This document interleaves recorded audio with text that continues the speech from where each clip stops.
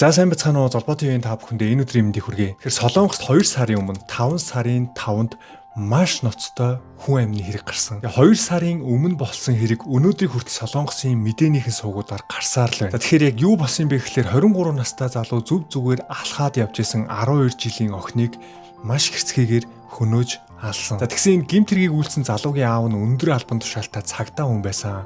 Энэ гэмт хэрэгт маш олон цагдаагийн ажилчид холбогдсон. Хүүгийнхээ гэмт хэрэг үйлдсэн эд мөрийн баримтуудыг устгах гэж оролдсон байгаа. За тэгээ энэ их булхаа хууль бус үйлдэлүүд нь дарагдахын алд дээр нэг шудраг прокурор эмэгтэй гарч ирээд бүх гэмт хэрэг баримтуудыг нь илрүүлсэн байгаа.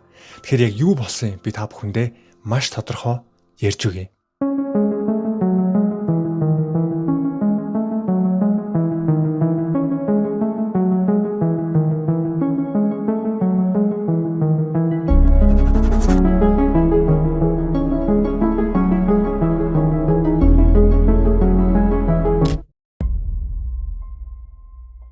Найзуудтайгаа хичээлээ хийж дууссан Чэ Вон охин шөнийн 11 цаг 57 минутын үед дугуйлангаасаа гараад гэрлүүгээ алхаж явлаа. 6 игнэтэй төв замаар чигээрээ алхаж явсаар гэртээ очдог байсан гин. Охин алхаж явтал өөдөөс нь нэг сурагч уцаар ярангаа хажуугаар нь зөрлөө. Гэтэл тун удалгүй 7 минут өнгөрсний дараа замын эсрэг талд Аврара гэх эмэгтэй хүний хашгирах чимээ сонсогджээ. Уцаар ярьж явсан хүү найзтай түр хүлээж байгаараа гэж хэлээд шууд чимээ гарсан зүг рүү гүйжээ. Замын эсрэг талд том ачааны машин зогсож байсан учраас яг юу болж байгааг харж чадахгүй ямартаач ойрлж байгаа эмэгтэй зүг хамаг хурдаараа зам хөндлөн гарч гүйж очлоо. Чимээ гарсан газар гүйгээд очтол 7 минутын өмнө хажуугаар нь зөрсөн охин газар хэвтэж байлаа. Гэтэл охины хажууд байсан залуу хүү рүү хараад ингэж хэлжээ. Хурдан түргэн тусламж дуудаараа, хурдлаараа. Яарахгүй бол болохгүй шүү. Хүү сандраад уцаа гарган түргэн дуудах гэж байтал өнөө хэрэгтэй нуусан байсан хутгаа гарган хүү рүү дайрчээ. Гинтийн дайралтад өртсөн хүү гар болон хүзүүндээ хутгалуулж хүн шарх авсан. Харин гимт итгээд машиндаа суугаад хэргийн газраас шууд зүгтсэн. Их хэмжээний цус алдан замын хажууд хөвтжсэн охиныг хажуугаар өнгөрч явсан иргэн олж түргэнд дуудлага өгч яаралтай эмнэлэгт хүргэгдсэн боловч амьсгал хураасан байлаа. Охиноо гэртээ ирэхийг хүлээж байсан эцэг эхт нь тэнгэр нэргэх мэт аимшигтай дуудлага ирсэн. Задлан шинжилгээний хариуч итгэхийн аргагүй аимшигтай байв. Хохирогч охины хүзүү, цээж, нүүргээд нийт 9 удаа дайрсан. Хүзүүний гүрэн судсыг нь тасартал гүнзгий хутгалсан байв. Хэн, яагаад, юуны улмаас ийм аимшигтай хэрцгий аллага үйлдсэн болоо. Солонгост амьдарч байгаа монголчуудаа Манай White Dream шүдний эмнэлэг 2 жилийн турш Солонгост байгаа монголчуудынхаа шүдний бүх асуудлыг шийдэж ирсэн. Энэ хугацаанд зөвхөн Солонгосоос гэлтгүү Америк, Австрали, Герман, Япон зэрэг орнуудаас монголчууд маань нэр чүдээ эмчилүүлсээр байна. Цэвэр 5 дахьтай орчин олон жилийн туршлагатай эмчнэр танд тохирсон эмчилгээг боломжийн үнийн дүнд тааруулан төлбөрөө хувааж төлөх нөхцлөөр үйлчилгээг үзүүлж байна. Манайхаар үйлчлүүлсэн монголчууд маань сэтгэл хангалуун, инээмсэглээд гарцгаадаг. Виз хамаарахгүйгээр Солонгос хэл ойлгохгүйг санаа зовлтгүй хүссэн цагтаа ирж үйлчилгээ авах боломжтой. Та бүхэн шүдээ битгий орхигдуулаараа шүд бол эрүүл мэндийн эхлэл шүү.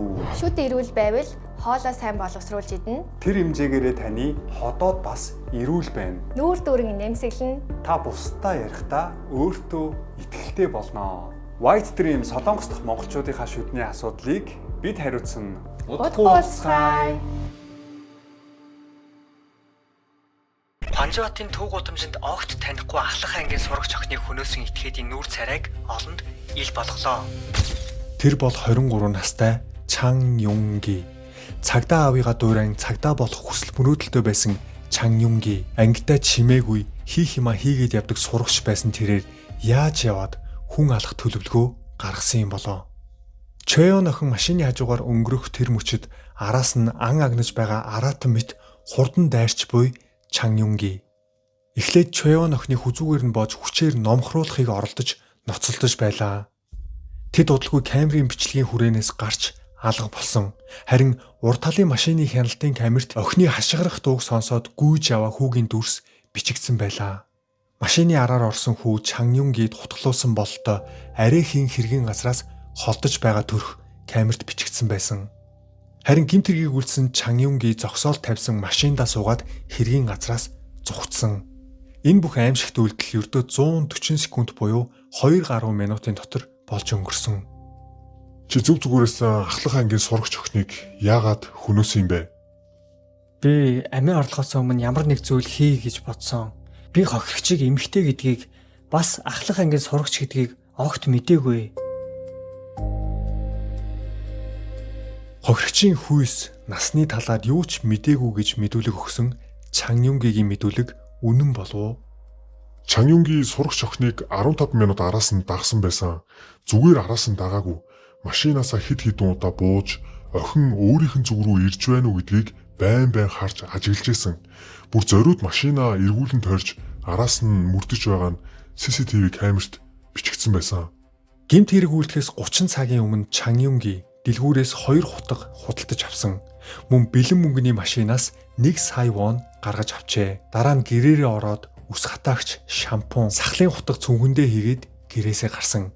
Ямар нэг зүйл хийхээр хатуу шийдсэн гэдэг нь тодорхой харагдаж байлаа. Чан Юнгийн машинтайгаа эн тэнэнгээр хэсүүчилж эхэлсэн. Ямар нэгэн зүйл хайж байгаа гэдэг нь тодорхой харагдаж байсан. Дэлгүүрээс хутга худалдаж авснаас 3 цагийн дараа буюу оройн 8 цагийн үед ойролцоох цагдаагийн хэлтэст түүнтэй холбоотой нэгэн дуудлага бүртгэгдсэн байлаа. Вьетнам улсын иргэн 20 гаруй настай охин Чан Юнгийг өөрийнх нь араас мөрдөж мөшгөөд байна гэж цагдаад дуудлага өгсөн байжээ. Линг их Вьетнам охин хоолны газар ажиллаж байгаа Чан Юнгитэй танилцжээ. Чан Юнги түүнээс огт салдаггүй байсан гин. Хаашаа ч явсан араас нь салахгүй дагдаг. Өөрөөс нь 2 насаар ихч Линд Чан Юнги маш сайн ханддаг байсан гин. Хэрэг гарахаас 2 хоногийн өмнө хүртэл хоолны газар хамт ажиллаж оройн хоолны газраа хаагаад тусдаа гэртээ харьцаажээ. Гэрлүүгээ явж байгаа мэт харагдсан Чан Юнги гинт чиглэлээ өөрчилж Линий гэрлүү явсан. Гэрийнх нь хаалганы урд ирээд чих тавин доторх байдлыг сонстол Лин нэг эрэгтэйтэй уцаар ярьж байсан гин. Тэр үед Чан Юнги хүргэлтийн хүний дүрсгэж хонхыг нь дараад Лин хаалгаа онгойлгох үед түүнийг түлхэн унгааж гэрт нь хүчээр орсон. Чи хинтээ уцаар яриад байгаа ингэж уурлаж хүзүүгээр нь боогод ухаан алдуулжээ. Лин охин арай нэг ухаан орох үед биеийг нь оролдож хүчээр бэлгийн харилцаанд орсон. Лин охин айсандаа юу ч хийж чадаагүй. Тэрээр Лин охины гар утсыг нь хурааж авч маргааш ажилдаа явах цаг өдрийн 4 хүртэл 13 цагийн турш гэрт нь хорьсон. Лин охиныг хүчнэж байхдаа хоёулаа хүүхэдтэй болъё гэх учир битүүлэг үг хэлсэн гин. Үдээс хойш ажилдаа явах цаг болж Чан Юнги Лин охинтой хамт гэрээс нь гарсан. Лин охинтой хамтдаа алхаж явахдаа Чан Юнги ээждээ ийм мессеж явуулсан гин. Ээж, Вьетнам эмэгтэйтэй суувал зүгээр үсттэй. Бэлгийн гэмт хэрэг үйлдчихэд яаж ичгүй ээж рүүгээ ийм мессеж явуулсан юм болоо. Лин охин хоолны газраа ирээд нууцаар захирал руугаа мессеж бичсэн. Өмнөх өдөр Чан Юнгитэй юу болсон талаар хоолны газар үргэлжлүүлж ажиллаж чадахгүй гэдгээ хэлсэн. Лин охин ажлаа тараад гэртээ орж ирсэн даруйда ачаагаа аваад өөр газар руу зугтах гэж байлаа. Тэр үед гэрийнх нь гадаа явж буй Чан Юнгийн машиныг хараад айсандаа шууд цагдаад дуудлага өгсөн байжээ. Аз болоход Лин охин Чан Юнгид баригдалгүй гэрээсээ зугтаж чадсан. Харин түүнийг явсныг мэдээгүй Чан Юнги гэрийнх нь гадуур үргэлжлүүлэн хайсаар байв. Цагдаагийн байгууллагаас Чан Юнгигийн утас руу мессеж явуулсан. Охины араас хүчээр мөрдөх үйлдэлээ зогсоохыг анхааруулсан. Гэтэл тэр ашиглаж байсан гар утасныхаа SIM картыг суглан авч гол руу шидээд гэртээ байсан өөр нэг хуучин гар утсыг аваад машиндаа суугаад дахин Лин охиныг хайж эхэлсэн. Тэрээр хутга худалдан авч цагдаагийн мөрдлөгөөс зугтахыг оролцсон үйлдэлүүд нь Вьетнам охин Линтэй маш гүн холбоотой байсныг бүх баримт харуулж байлаа. Лин охиныг сталкинг хийж араас нь нууцаар мөрдөж барьж аваад хөнөөх нарийн төлөвлөгөө гаргаж хөдөлсөн. Огт танихгүй хүнийг шаардлагагүй олон удаа ийм хэрцгийгээр хутгалсан нь анхны бай болох эмэгтэйгээ олж чадаагүйтэй холбоотой. Тиймээс Лин охиныг орлох өөр хүнийг сонгон хүн амны хэрэг үйлдсэн. Энэ хэргийг уур хэлэн түрэмгийллээ өөр хүнд шилжүүлэн гаргасан шилжин явагдсан гэмт хэрэг гэж тодорхойлох нь зөв. 10 хоног үргэлжилсэн мөрдөн байцаалтаар Чан Юнгигийн аллага урьдчилан төлөвлөсөн хэрэг болох нь илэрч цагдаа түүнийг хүн амны хэрэгээр прокурорт шилжүүлсэн. Гэтэл хэргийн материалыг шалгасан прокурор түүний ялыг бэлгийн хүчирхийлэл үйлдэх зорилготой хүн амны хэрэг үйлдсэн болгон өөрчилсөн. Чан Юнгийн хохирогчийг хөнөөхөөс өмнө бэлгийн хүчирхийлэл үйлдэх санаатай байсан гэж үзсэн. Тэр байцаагдах үедээ би амиа орлох бодолтой байсан. Үхээсээ өмнө надтай хамт өөх хүнийг хайж байсан гэж мэдүүлсэн. Цагдаад өгсөн энэ мэдүүлгийг би худал гэж үзсэн. Ажлын газрын охинд бэлгийн хүчирхийлэл үйлдэхдээ араас нь хүзүүгээр нь боосон. Ахлах ангийн охин руу дайрахтаа ч яг адилхан арга хэрэгэлсэн. Үүгээр зогсохгүй хохирогчийг машин руугаа чирэх гэж оролцсон нь машины хяналтын камерт маш тодорхой бичигдсэн байсан.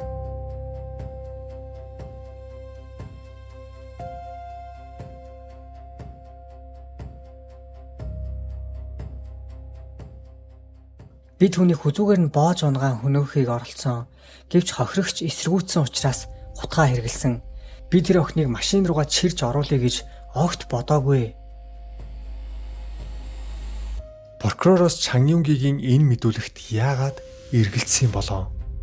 Хэрэг гарсны дараа цагдаагийн ажилчид гэрт нь нэгжлэг хийх үеэр хүний дүрстэй бэлгийн хүүхэлтэй олцсон. Тэр хүүхэлтэй хэрхэн гэмтээсэн байдал нь бэлгийн гэмт хэрэг үйлдэх зорилготой байсныг харуулах чухал баримтуудын нэг. Чан Юнгийн хэрэг үйлдсэн өдөр баривчлагдсны дараа түүний амьдардаг нэг өрөө байранд нэгжлэг хийсэн. Тэр үед гэрээс нь олдсон санаанд оромгүй зүйл бол хүний дүрстэй бэлгийн зориултын хүүхэлтэй байсан. Энэ нь жинхэнэ эмэгтэйтэй төстөө хэлбэрээр үйлдвэрлэгддэг насанд хүрэгчдэд зориулсан бараа юм. Иймэрхүү бүтээгдэхүүн зах зээлд хууль ёсоор худалдаалагддаг учраас эзэмшиж байсан гэд шууд гэмт хэрэгтэй холбоотой гэж үзэж болохгүй. Гэхдээ Чан Юнгийн хүүхэлтэйнүүдээс хүн итгэхийн аргагүй аимшигтай ул мөрүүд илэрч гарч ирсэн. Хүзүү хэсгийг нь хутгаар маш их зүсэж гэмтээсэн байсан бөгөөд хоёр хүүхэлтэйн цээж хэсгийг нь хутгаар ухаж авсан байсан. Тэр энэ талаар байцаагдахдаа ингэж хэлсэн. Ашиглаж үзээд таалагдаагүй. Тэгэд хаях гэж байсан юм аа. Хитрхи том учраас хэсэгчилж салгахыг оролцсон. Сайн задарч өгөхгүй байсан болохоор угаалгын өрөөндөө тавьчихсан байсан юм аа гэж мэдүүлэг өгсөн. Мөрдөн шалгалтын явцад түүний өөр олон цочирдум хэрэгүүд дараалан илэрч гарч ирсэн. Зүхтагтаа ашиглаж байсан хуучин гар утсыг нь шалгахад Чан Юнгийн өмнө нь гэрийнхээ ойролцоо хүүхдийн төвд нийгмийн ажил хийж байхдаа бага насны охидын гуй болон хөлийг нь нууцаар бичсэн бичлэгүүд олдсон. Түүний мөрөөдлөө бичсэн тэмдэглэлийн дэвтэр гэрээс нь олдсон. Тэр тэмдэглэлийн дэвтэртээ ажлын газрын эмэгтэй бага насны сурагч охины нэрийг хүртэл бичээд маш аимшигтай зүйлсийг үйлдмээр байна гэж бичсэн байсан. Түүний бэлгийн талаарх ойлголт бүхэлдээ гажуудсан. Энгийн хүний ухаанаар ойлгоход бэрхцүүл бичээстэй байсан. Чан Юнгийг бэлгийн гажуудсан ойлголттой байсныг харуулах чухал баримтуудын нэг нь тэрхүү хүүхэлдэйнүүд байв. Гэтэл нэмэлт шинжилгээ хийх шаардлагатай байсан тэдгээр хүүхэлдэйг ямар ч шалтгаанаар гэдг нь мэдэгдэхгүй эд мөрийн баримтаар хураан авалгүй устгасан байжээ. Прокурорын нэгжлэг эхлэхээс өмнө Чан Юнгийн аав хүүгийнхээ гэрт очиж хүүхэлдэйнүүдийг ул мөргүй устгасан байсан. Төрд тангараг өргөсөн цагдаа хүний хувьд эцэг хүний хувьд түүний гаргасан шийдвэр нь зөв байсан болов уу? Үүгээр зогсохгүй Чан Юнгийн гэмт хэрэг үйлдчихэд гар утсаараа хүн итгэхийн аргагүй зүйлсийг бичиж хайжээ. Чан Юнгийн өөртөө үйлчлэх угаалгын газар очиод Wi-Fi-тай утсаа холбоод ийм үгнүүд хайж бичсэн байсан. Цагдаагийн мөрдөн байцаалтаас зүхтаа харга, зэвсэг, хүзүү хэсэг рүү ухаан алдуулсан, ухаан алдуулж тоглох гих мэт үгсийг бичиж мэдээлэл хайсан байсан. Чан Юнгийн утсан дээрээ хайсан ухаан алдуулж тоглох гих үг чухам ямар утгатай байсан болоо. Хүнийг ухаан алдуулаад амийг нь таслахгүй байхыг ухаан алдуулж тоглох гэж нэрлэдэг. Чан Юнгийн хутгатайгаа хохирогчийн араас дагж байсан мөртлөө шууд хутгаар дайраагүй. Харин эхлээд араас нь хүзүүгээр нь боохыг оролцсон. Энэ нь түүний гэмт үйлдэлийн тодорхой онцлогийг харуулж байна. Анхнаасаа хөнөөх зорилготой байсан бол шууд хутгаа гаргаад дайрах байсан. Тэгвэл Чан Юнгийн бэлгийн зорилгоо биелүүлж чадаагүй учраас огт танихгүй хүнийг хэрцгийгээр хөнөөсөн болов. Чан Юнгийн Вьетнам охиныг өөрийнхөө төсөөлдөг хайр дурлал эмэгтэй хүний талаарх хүслийг биелүүлж өгөх хүн гэж харсан байх. Гэвч тэр эмэгтэй өөрийг нь хүлээж аваагүй учраас түүний бухимдал уур хилэн улам нэмэгдсэн. Яг тэр үед ахлах ангийн охин түүний хараанд нөрцсөн. Тухайн үед Чан Юнгийн гаргасан төрөмгийн хүсэл нь бэлгийн шуналтаа салшгүй холилдсон байсан гэж үзэхээс өөр аргагүй. Чан Юнгийн Вьетнам охин Линийг 30 орчим цаг хайсан боловч олж чадаагүй. Түүний уур хилэн дүүрч өөр хохирогчийг сонгож Чэвон охиныг 15 минутын турш дагж яваад дайрч машин руугаа дагуулж орох гэсэн боловч охин хүчтэй эсэргүүцэл үзүүлсэн. Энэ үед Чангюнгийн төлөвлөгөөнд бүтээгүй учраас охиныг хэрцгийгээр хутгалж амийг нь хөнөөсөн. Хэдийгээр тэр баривчлагдсан ч баривчлагдсныхаа дараа гаргасан үйлдэл хандлагаас нь харахад нийгэмд дахиж гаргаж болохгүй аюултай хүн гэж мэрэгжилтнүүд анхаарууллаа. Тэр баригдсныхаа дараа сэтгүүлчдийн өмнө гарч ирэхдээ ч ичиж гимшиж байгаа төрх огт харагдаагүй. Уур хилэнгээ тайлж чадаагүй. Сэтгэл ханамжгүй хിവэр байгаа нь тодорхой харагдчихсэн. Тэр одоо ч анхны хохирогч болох Вьетнам эмэгтэйг зансан, ойнлсон хിവэр байгаа. Иймэрхүү хандлага гаргадаг гэмт хэрэгтнүүд суллагдаж гарч ирээд дахин гэмт хэрэг үлдэх магадлал маш өндөр байдаг. Өнгөрсөн сарын 22-нд болсон анхны шүүх хурлын үеэр Чангюнги би үйлдсэн бүх гэмт хэргийнхээ шийтгэлийг хүлээхэд бэлэн байна. Одоо би амьдрах хүсэлтэй болсон. Шоронд байх хугацаанд сурч боловсрч мэрэгжлийн үнэмлэх авмаар байна гэж хэлжээ. Миний охин үхээд гэр бүл маань сүрчихсэн байхад гэмт хэрэгтийн шоронд мэрэгжлийн үнэмлэх авна гэж ярьж байгааг сонсоход үнэхээр уур хүрч бухимдж байна. Алуурчин нийгэм дахин гарч ирэх тухай ярьсныг сонсоод тэнгэр нургашгал болсон. Энэ алуурчин дахин хизээч нийгэмд гаргаж ирж болохгүй. Охиндоо хийж өгч чадаагүй зүйлсийнхээ төлөө харамсан шаналж энэ амьдралдаа биелүүлж чадхааргүй болсон амлалтуудаа тээж үлдсэн гэр бүлийнхний гашуудл хорслыг чухам хэн яаж тайлж чадах блэ? За тэгэхээр та бүхэн болсон явдлыг сонслоо. Нэг юм гаж донтой залуу зүв зүгээр явж исэн 12 жилийн сурагч охиныг хэрцгийгээр хөнөөсөн ийм гэмт хэрэг гарсан. За одоо та бүхэндээ энэ гэмт хэргийн ард юу нуугдчихсэн бэ гэдгийг маш тодорхой ярьж өгье. Чангюнгийн аимшигт гэмт хэрэгээс гадна цагдаагийн байгууллага дотор болсон ноцтой асуудлууд өнөөдөр солонгосчуудын уур бухимдлыг маш их хүргэж байна. Гэмт хэрэгтэн алуурчинг баривчлаад гин бурууг нь бүрэн тогтоох ёстой хүмүүс эсэргээрээ хэргийн үнэн мөнийг нуун дарагдуулж хамгийн чухал нотлох баримтуудыг устгасан баримтууд ар араасаа ил болсоор байна. За энэ Чангюнгийн аав нь олон жил цагдаагийн байгууллагад ажилласан ахлах албан тушаалтай цагдаа хүн байсан. Үүнд баривчлагдсныг мэдэнгуутаа шууд мөрдөн шалгах багтай холбоо тогтоосон байгаа. За тэгээ хэргийн явцын талаарх мэдээллийг байнга авч исэн.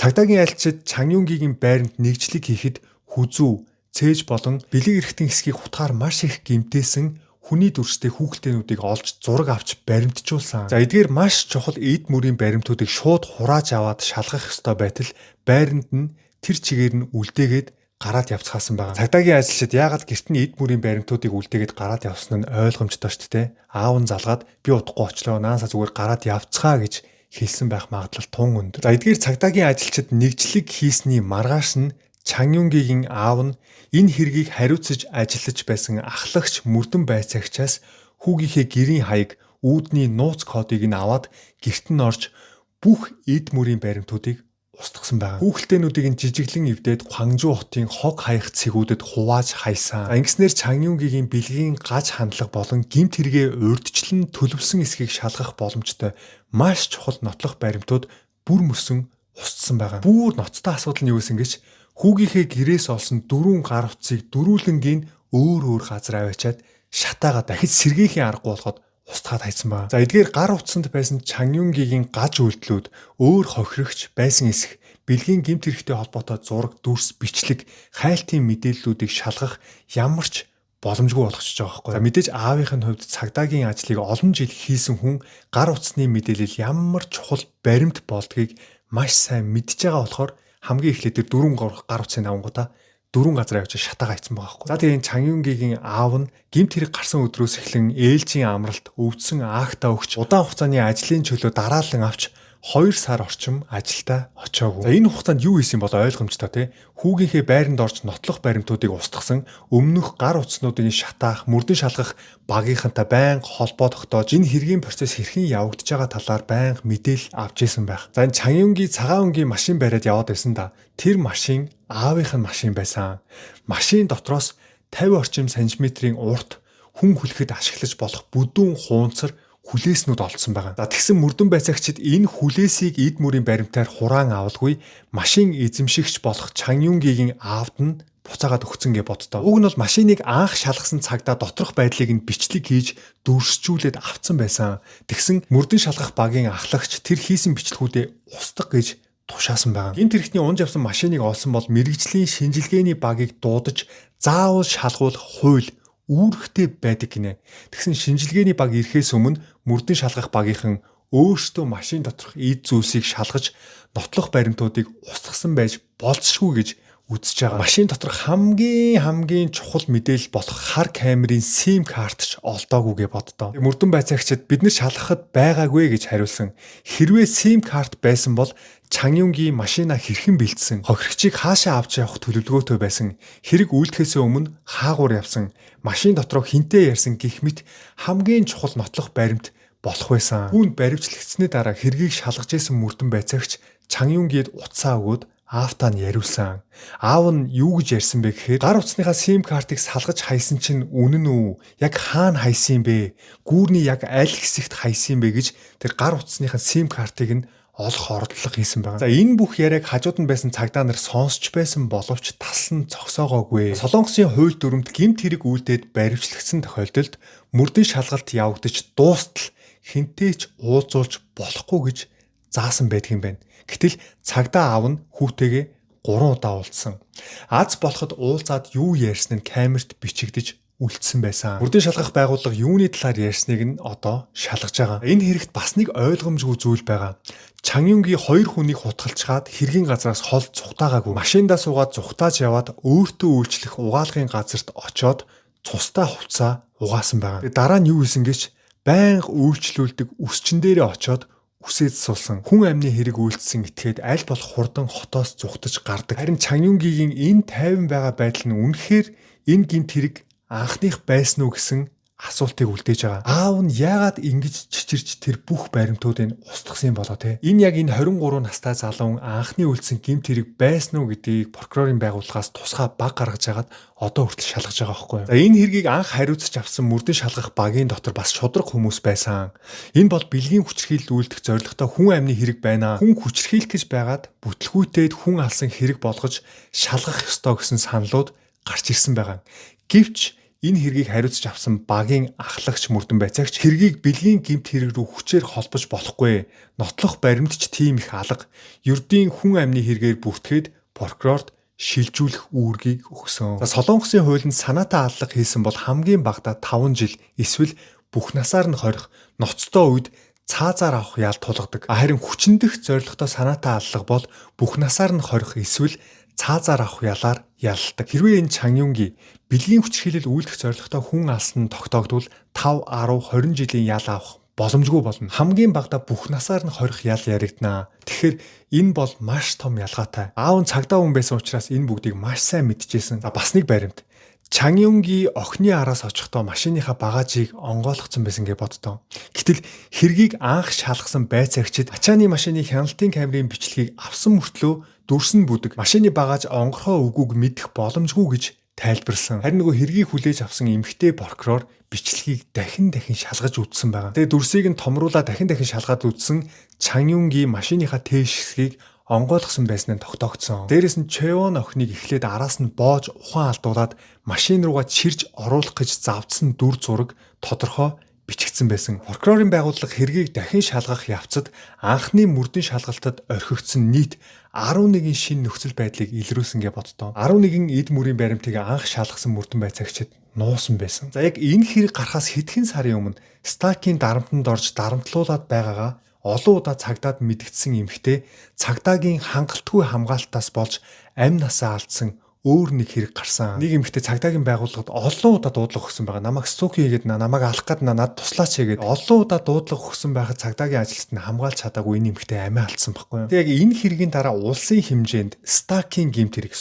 хэрэг, мөрдөн дарамтлах, гэр бүлийн болон болзооны хүчирхийллийн дуудлагад маш хатуу хандах тушаал өгч олон цагдаад сахилахын арга хэмжээ авсан. Энэ хэрэгээс болоод 16 цагдааг сахилахын хороонд шилжүүлсэн. 2 цагдаад эрүүгийн хэрэг үүсгэж шалгасан. Нийт 18 цагдаад албан тушаалын арга хэмжээ авч удирдах төвчний 4 хүнийг үүрэгт ажлаас нь төрж хөлөөлж үлдсэн 14 хүнийг өөр албанд шилжүүлсэн байгаа. Ийм хэрэг гараад удаагүй байхад дахин цагдаагийн албан тушаалтнууд хариуцлагагүй хууль бус үйлдэл гаргасан учраас прокуророос тусгай мөрдөн шалгах баг гаргаж мөрдөн шалгалтыг удирдан явуулсан ахлагч мөрдөн байцаагчийг нууц задруулсан нотлох баримт устгасан зэрэг үндслээр баривчилж шалгаж байгаа. За тэгээ энэ ахлах мөрдөн байцаагчийн доор ажиллаж байсан эрүүгийн тасгийн дарга бусад мөрдөн байцаагчдыг сэжигтнэр бүртгэн баривчлахгүйгээр шалгаад явж байгаа. Анх энэ хэргийг хариуцж авсан мөрдөн шалгах багийн ахлагч баримтуудыг устгуулах болсон шалтгаанаа ингэж тайлбарласан. Тэтгэврт гарахад 2 жил үлдсэн байсан.